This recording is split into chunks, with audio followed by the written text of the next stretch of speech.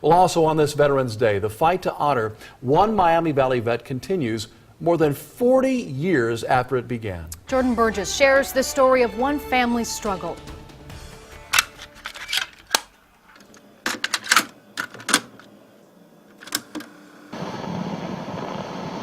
So what's happened here? Okay, we've just had a bird shot down.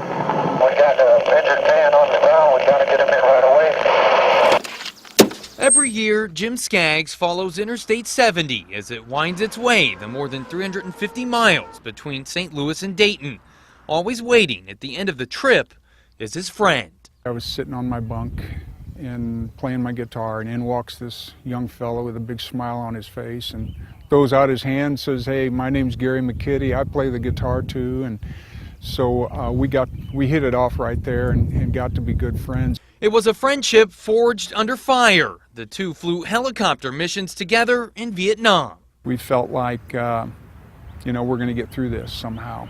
The morning this picture was taken of Gary, the two, along with a third crew member, flew into Cambodia. We began taking small arms fire, and we got shot up pretty bad. Their light observation helicopter was too heavily damaged to make it back to base. I heard the glass in front of me break as we hit the trees, and that's the last thing I remember about the crash. The next thing Jim knew, he was lying beside the wreckage as a medic tried to help him. I said, "I've got two crewmen down here somewhere." I said, "You've got to find them." He went over to where the bonfire was, where the fire was burning, and he came back and he shook his head no. And I knew what he meant. They were gone. I'd lost my crew. A reporter was along with the men that rescued Jim. A cassette recording still exists of what he observed that day. When the Blues reached the light observation helicopter, they found that the pilot and observer had died in the crash. A third person, the crew chief, leaped clear of the craft just before it hit the ground and burned.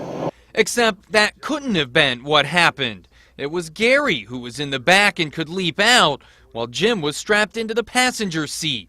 Soon, a different version of events emerged. I think he probably jumped or got out after the crash, after he was able to get out. He got me out of that helicopter, drugged me that 50 feet away or so, went back for Mr. Whidden, and those live rounds that were shooting off like popcorn killed them both. So every year, Jim journeys to Miamisburg to pay his respects and visit Gary's family. It's good to know that he thought enough of our son that he does it. But for Jim, those hundreds of miles will never equal those few feet. You say, why did I live and my friends die? And this doesn't make any sense. Rick McKitty can still remember buying a Mother's Day card at a drugstore and hearing about his brother's death on the radio. He was 13 at the time. It's something you never forget. A year later, he wrote a letter to President Nixon and started what has become a more than 40-year quest, getting his brother the Medal of Honor. He didn't have to go back in. The fact that he did, it meets the criteria for the Medal of Honor. To get the honor takes an act of Congress. With the help of Jim, Rick has had more than 50 congressmen sign on, but the bill never made it out of committee. Still, he continues to write letters and persuade politicians.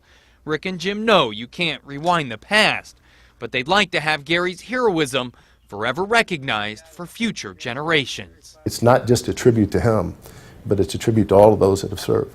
And to recognize a person 40 years after his death for something he's done, it lets them know that they too are not forgotten. Now, we called Ohio Senators Sherrod Brown and Rob Portman, along with Congressman Mike Turner, to ask them if they would help in the McKitty's quest, but have yet to hear if any of them will take up his cause. Jordan Burgess, 2 News, working for you.